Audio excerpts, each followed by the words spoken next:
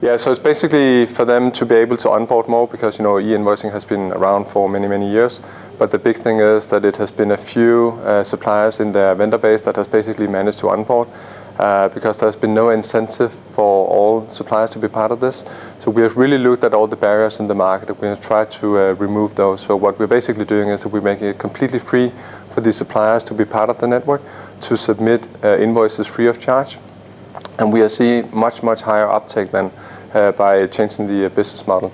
We also work with incentives, so we not only try to remove all the barriers, but we basically try to incentivize them too, so it's more attractive to submit electronically than keeping on sending paper. I think, Tradeshift has been disruptive in the way that we have launched a completely new business model, so the way that we do it free. I think that's something that everybody else needs to pick up on, because, ultimately, if you are a customer and you talk to vendors, you would ask them how can you maximize the number of suppliers we can onboard, because for them the business case is basically all about how many documents can we get in an electronic format. So ultimately it's about providing and building incentives and business model that would incentivize all the vendors to submit electronically.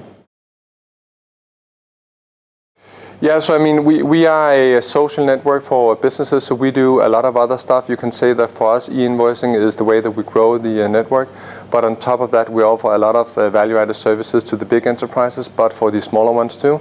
So it's basically all about trying to create a new business model where we can do value-added things. So we of course charge for the invoicing for the receiving part, but ultimately what we should live from is the social network, and we should live from additional services and additional value-added stuff that we can do to or sell to the network upsell.